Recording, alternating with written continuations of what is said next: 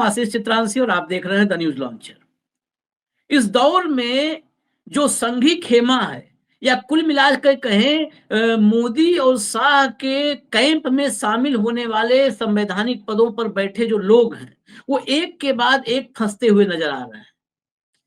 पहले धनखड़ साहब उपराष्ट्रपति और राज्यसभा के सभापति, उन पर महाभियोग अविश्वास प्रस्ताव जिसको कहा जा रहा है।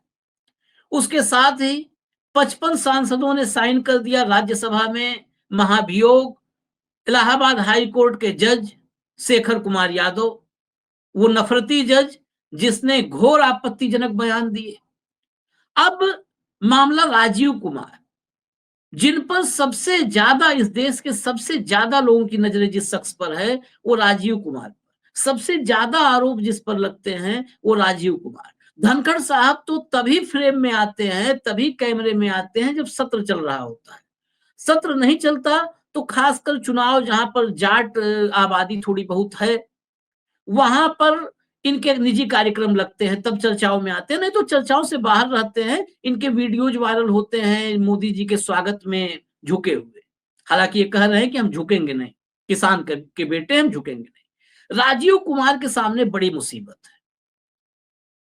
अपने ही एसओपी जो उन्होंने बनाया था चुनाव आयोग का एसओपी, उसी एसओपी में वो फंसते हुए नजर आ रहे हैं। और अब मामला यहां तक पहुंच गया है कि सुप्रीम कोर्ट के chief justice of India CJI Sanjeev Khanna और सीईसी यानी देश के मुख्य चुनाव आयुक्त राजीव कुमार आमने सामने होते नजर आ रहे हैं। क्या आमने सामने आएंगे? आमने सामने आएंगे तो अंजाम क्या होगा?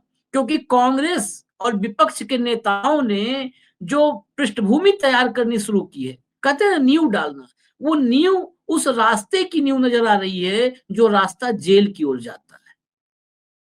क्या अवमानना के मामले में फंसेंगे? क्या संजीव खन्ना के ही 26 अप्रैल 2024 के फैसले की अवमानना साबित हो जाएगी राजीव कुमार के ऊपर? मामला सुप्रीम कोर्ट में गया। सुप्रीम कोर्ट से इसको अंतिम फैसला तो नहीं कहेंगे, लेकिन कुछ त्वरित फैसला आया है, जिसको इंटरिम कह सकते हैं, अंतरिम फैसला कुछ आया है। उसके बारे में चर्चा करने के लिए उस फैसले में क्या है, उस फैसले से क्या संकेत, क्या इशारे मिल रहे हैं, वो समझने के लिए हमारे साथ राव साहब जुड़े हुए हैं। कंट्रोल रूम जोड़ लीजिए राजशेखर राव साहब को। राव साहब, सबसे पहले इसके बाद हम हालांकि चिट्ठियां दिखाएंगे, दो नेताओं की चिट्ठियां हमारे पास हैं। वो चिट्ठियां मैंने जो कहा कि नींव डाल रहे हैं उस रास्ते की जो रास्ता जेल की तरफ जा सकता है, वो चिट्ठी हम बाद में दिखाएंगे। लेकिन पहले सुप्रीम कोर्ट में जो दो जजों की बेंच में मामला गया था और इस पर हमने एक कार्यक्रम भी किया, वो उस मामले में क्या इंटरिम कुछ टिप्पणी है या फैसला है जो है एग्जैक्टली, जरा उसको बताएं, उससे संकेत क्या मिल रहे हैं? आप म्यूट है राव साहब। हाँ, जी जी बोलिए। नमस्कार चित्रांशी जी, आपको न्यूज लॉन्चर के दर्शकों को शुभ संध्या समय। हरियाणा के दो उम्मीदवार करण दलाल जी जो 5 बार के विधायक और पूर्व मंत्री है हरियाणा से, वो और लखन कुमार सिंगला साहब, इन दोनों ने उच्चतम न्यायालय में याचिका दायर की कि जो 26 अप्रैल को जस्टिस संजीव खन्ना और जस्टिस दीपांकर दत्ता ने जो आदेश दिए ईवीएम के जांच के बारे में, उन्होंने साफ साफ लिखा है कि तकनीकी जो ईवीएम की मशीन तैयार करते हैं उनके तकनीकी इंजीनियरों को बुला के, ईवीएम में 3 पुर्जे होते हैं, उसमें एक कंट्रोल यूनिट, एक बैलेट यूनिट और एक वीवीपैट होता है। इन तीनों के माइक्रो कंट्रोलर की जांच कर ईवीएम के कामकाज को सिद्ध करने का आदेश है। साफ साफ है। 37 पैरा जस्टिस संजीव खन्ना के जस्टिस जजमेंट में page number 37 paragraph number 76 B में ये साफ साफ लिखा है। अब आपको चाहे तो कौन सी पंक्ति में लिखा है ये भी बता सकता हूं मैं। तो चुनाव आयोग ने जो उसको उस समय साथ ही साथ ये भी कहा कि उच्चतम न्यायालय ने, आप इसके लिए एक स्टैंडर्ड ऑपरेशन प्रोसीजर तैयार कीजिए जिसके जरिए ये जांच होनी है। तो संजीव खन्ना जी के आदेशों को, जस्टिस संजीव खन्ना जी के आदेशों को नजरअंदाज करते हुए, पैरों तले रोंदते हुए चुनाव आयुक्त राजीव कुमार ने ऐसा एसओपी बनाया जिसमें एक कहीं भी जिक्र नहीं है कि माइक्रो कंट्रोलर की जांच हो। ईवीएम की जांच में माइक्रो कंट्रोलर की जांच के बजाय उन्होंने मॉक पोलिंग को घुसेड़ा है। मतलब जो अब आज के जो चीफ जस्टिस है और तत्कालीन बेंच के जस्टिस रह चुके संजीव खन्ना के आदेशों को उन्होंने पैरों तले रोनते हुए अपनी मनमर्जी से ईवीएम की जांच के लिए कुछ और तरीका अपनाया जिसे मॉक पोलिंग कहते हैं। इस मॉक पोलिंग में उन उम्मीदवारों के नाम नहीं रहेंगे, उनके पार्टी का नाम नहीं रहेगा, उनका चुनाव चिन्ह नहीं रहेगा जो चुनाव के दौरान वो हिस्सा लिया, कुछ और अल्फा बीटा गामा डेल्टा नाम डाल के एक उससे मतलब धांधली छुपाने के लिए किया गया। अब ये मामला जैसे ही ये दोनों ने हरियाणा के 2 हारे हुए एमएलएस ने उच्चतम न्यायालय के एक बेंच है जस्टिस विक्रमनाथ और जस्टिस प्रसन्न बी वराले उनके सामने आया तो उन्होंने सुना मामले को और ये आदेश दिया क्योंकि वो मामला के पुराने आज के चीफ जस्टिस और पहले के बेंच के रह चुके जस्टिस संजीव खन्ना का मामला है और आर्टिकल 36 का मामला है तो ये उन्हीं के पास सुनवाई के लिए जाना चाहिए और ये कहते हुए ये आदेश उन्होंने दिया कि ये मामला सीजेआई के पास जाएगा। तो अब ये मामला सीजेआई के पास जाने के बाद में 4 बड़े मुद्दे उठेंगे, 4 अहम मुद्दे इस दलील ये जो कैंडिडेट्स है उम्मीदवार जो भी हारे हुए वो 4 दलील पेश करेंगे।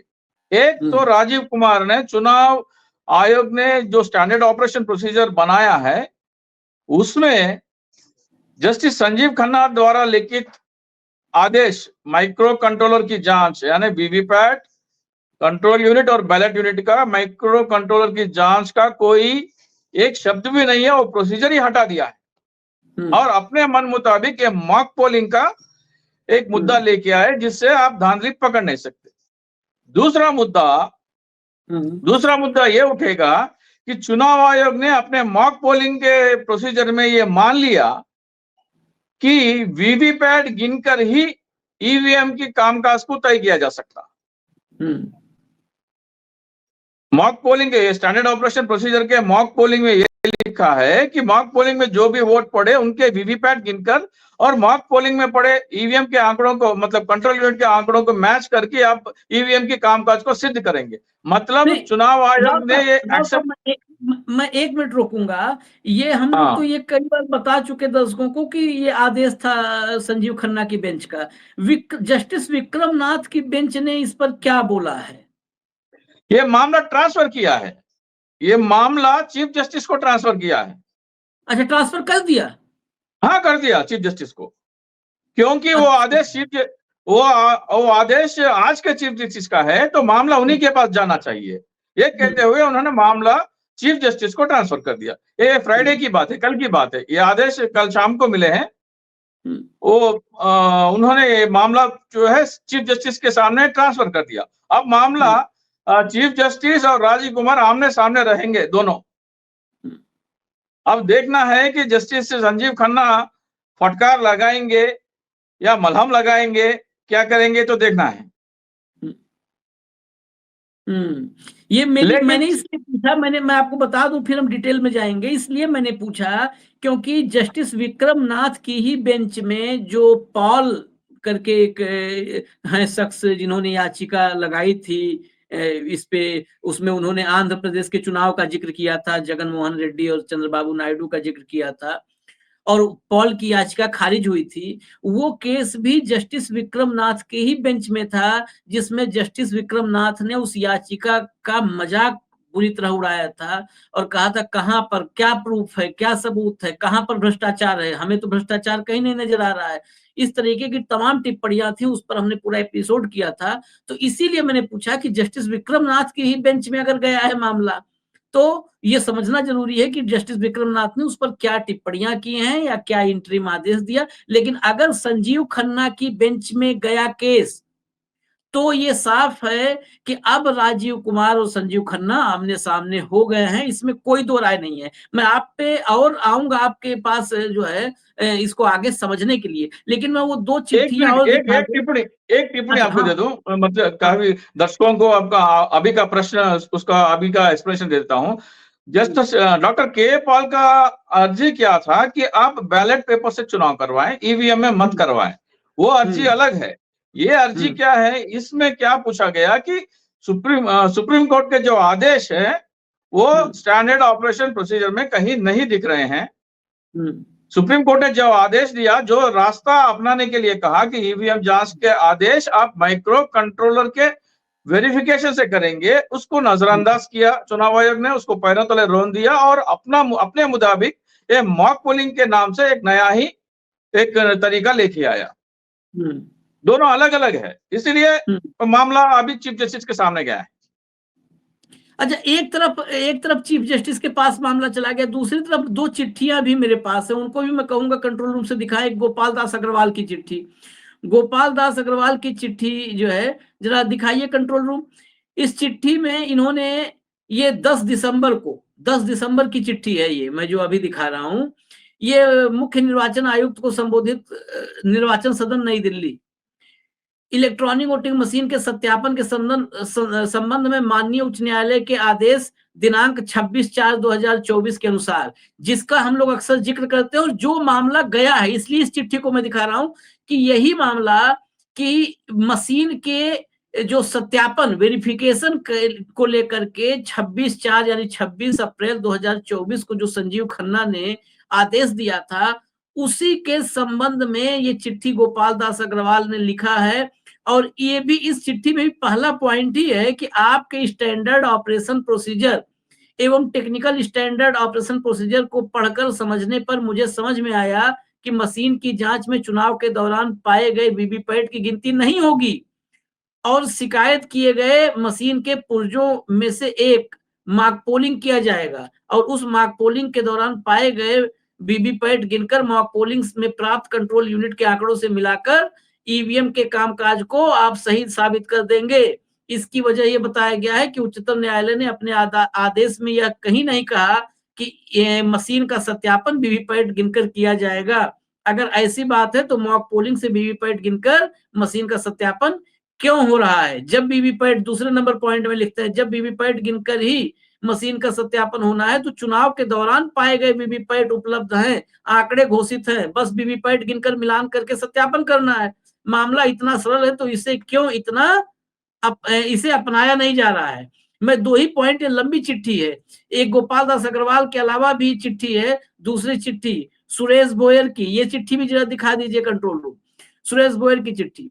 इस चिट्ठी में भी उन्होंने यही बात कही है, मुख्य निर्वाचन आयोग को संबोधित निर्वाचन सदन, और करीब करीब वही बातें इन्होंने भी दोहराई हैं इसमें। बाकी डिटेल तो राव साहब के पास है ही।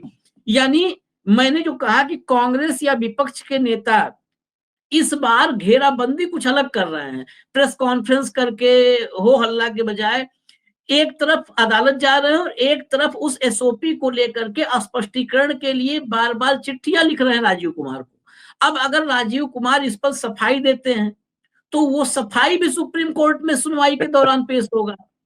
अगर ये कहते हैं कि नहीं एसओपी यही है, सुप्रीम कोर्ट ने नहीं कहा था, सुप्रीम कोर्ट ने गलत कहा था, सुप्रीम कोर्ट ने जो कहा था वो हम सही समझ रहे हैं, आप गलत समझ रहे हैं, जो कुछ भी जवाब देंगे हाँ या ना, मतलब किसी भी तरफ से वो जवाब भी जो होगा वो इसी, क्योंकि मामला यही है एसओपी को लेकर के ही। अभी राव साहब ने क्लियर किया कि एसओपी आदेश क्या था, थोड़ा टेक्निकल है मामला दर्शकों के लिए, थोड़ा इसलिए मैं रिपीट कर दे रहा हूं। 26 अप्रैल 2024 का आदेश क्या था संजीव खन्ना का, और राजीव कुमार की एसओपी क्या है, स्टैंडर्ड ऑपरेशन प्रोसीजर क्या है, इसी पर सारी चर्चा है। क्या संजीव खन्ना साहब के आदेश को की धज्जियां उड़ाते हुए एसओपी बनाया गया?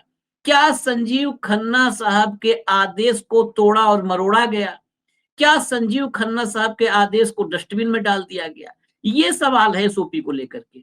और अगर एसओपी सही है, अब देखिए यहां पर राहत किसी के लिए नहीं है। अगर एसओपी को सही बोलते हैं संजीव खन्ना साहब, तो फिर अदालत में मामला ये उठेगा, फिर आपके 26 अप्रैल 2024 के आदेश के मायने क्या हैं?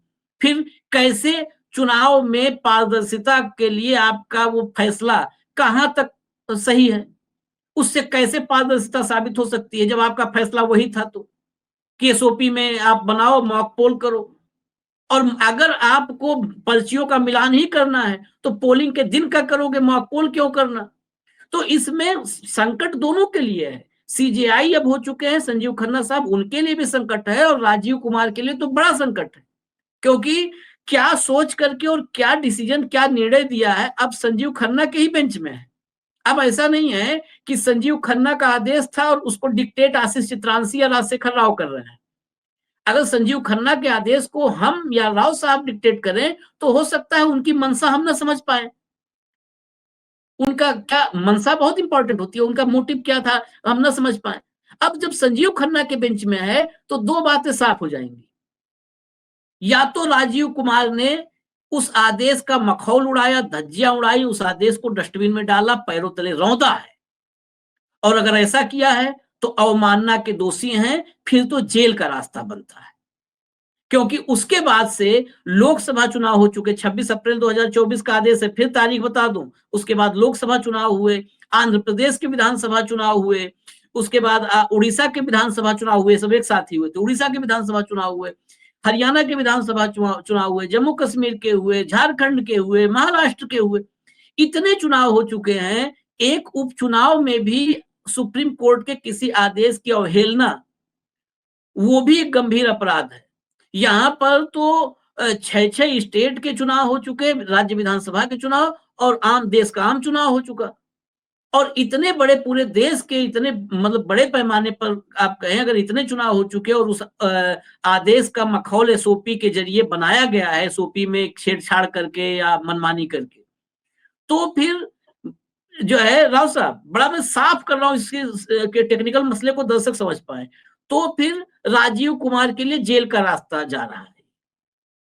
और अगर संजीव खन्ना साहब कहते हैं कि नहीं, जो राजीव कुमार साहब की ये हैं, यही मंशा हमारी भी थी, हमारे आदेश में यही था, तो फिर इनके आदेश पर इस देश में एक नई चर्चा छिड़ सकती है कि भाई देश में न्यायपालिका के फैसले जो हैं वो फैसले ट्रांसपेरेंसी के नाम पर आते हैं, लेकिन वो फैसले ही नहीं ट्रांसपेरेंट होते हैं, उन फैसलों में ही ट्रांसपेरेंसी नहीं होती है?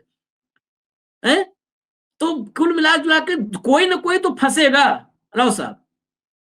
नहीं, इसमें राजीव कुमार बुरी तरह फंसेंगे, क्योंकि चुनाव आयोग ने कहा, साफ साफ कहा कि आप माइक्रो कंट्रोलर, मतलब VVPAT control unit, ballot unit का माइक्रो कंट्रोलर चेक करवाइए, ये एसओपी में कहीं नहीं है।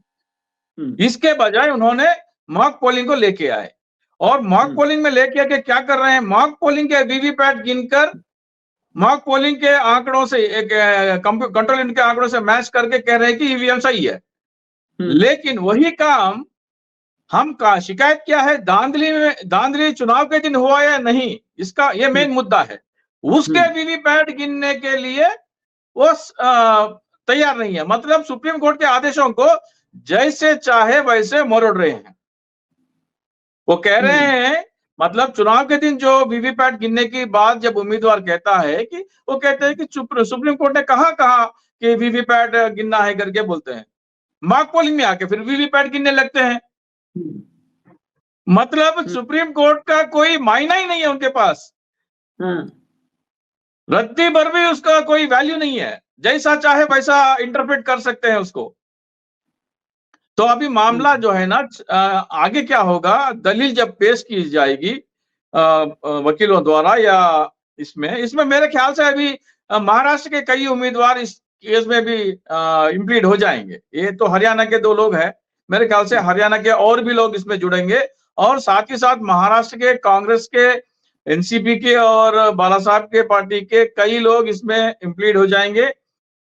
4 मेन मुद्दे हैं इसमें। ये गड़बड़ी करके चुनाव आयोग ने ये मान लिया, मॉक पोलिंग करवा के ये मान लिया कि ईवीएम की सत्यापन करना है तो वीवीपैट गिनना ही एक रास्ता है, तो वही रास्ता मेन चुनाव के वीवीपैट गिनने के लिए डिमांड हो जाएगी। क्योंकि आप तो मान चुके हैं भाई वीवीपैट गिनकर ही ईवीएम का सत्यापन हो सकता है, वो एक मुद्दा उठेगा। दूसरी बात ये कही जाएगी कि आपने 7 दिन का मोहलत दिया, उसको घटाकर 6 दिन कर दिया सुप्रीम कोर्ट। आपने दूसरे और तीसरे उम्मीदवार को 5-5% का अवसर दिया जांच के लिए, चुनाव आयोग उसके घटा के 2.5% करता है। ये भी तो उल्लंघन है, सुप्रीम कोर्ट के आदेश के उल्लंघन है ये भी तो। 7 दिन के बजाय 6 करना, 10% के बदले 5% करना, ये भी मामला उठेगा। और ये बात भी उठेगी कि हरियाणा में चुनाव आयोग कहता है कि हमने 1440 वीवीपैट के पर्चे डब्बे खोल के गिने हैं, हमें कोई अब गलती नहीं मिली। तो अभी चुनाव आयोग के सामने सॉरी उच्चतम न्यायालय के सामने ये दलील पेश करेंगे। सरकार तो बन गई, परिणाम आ गए, सरकार तो बन गई। चुनाव आयोग कहता है कि वीवीपैट और ईवीएम के आंकड़े दोनों बराबर है, तो सारे पोलिंग स्टेशन के सारे वीवीपैट गिनकर ये सत्यापन कर ले। आपत्ति तो नहीं होना चाहिए। जब आपको इतना भरोसा है अपने ईवीएम के ऊपर और इतना भरोसा है कि आपके वीवीपैट भी दोनों बराबर है, तो सारे पोलिंग स्टेशन के मतलब 228 पोलिंग स्टेशन महाराष्ट्र के और 90 पोलिंग स्टेशन हरियाणा के पूरे वीवीपैट के पर्चे पूरे पोलिंग स्टेशन के खोले, पूरे गिने और ये दिखाए, ये दर्शाए जनता को कि आपके ईवीएम पक्के हैं। इसमें कोई एतराज तो नहीं होना चाहिए। गोपाल दास की चिट्ठी में उन्होंने ये कहा, मेरे चुनाव क्षेत्र में 300 जितने भी वीवीपैट पोलिंग स्टेशन है उनके वीवीपैट सारे गिने जाएं। 100% पोलिंग स्टेशन 361 है उनके पास, सारे के सारे गिने जाएं और सारे गिनने में अगर जरूरत पड़े तो मैं सारों के लिए पैसा भरने के लिए तैयार हूं। 361 पोलिंग स्टेशन के लिए मैं पैसा भरने के लिए तैयार हूं। देख लीजिए ये पैसा कुछ बनता है 1,70,00,000। क्या कह रहे हैं वो? इस देश की लोकतंत्र को बचाने के लिए, इस देश की संविधान को बचाने के लिए, चुनाव तंत्र को पारदर्शिता दिखाने के लिए मैं 1,70,00,000 रुपए खर्च करने के लिए तैयार हूं। अभी चैलेंज है चुनाव आयोग को, आपको जितना पैसा चाहे बोलो, हम दे देंगे, हिम्मत है तो जांच करके दिखाएं। ये उनका चैलेंज है।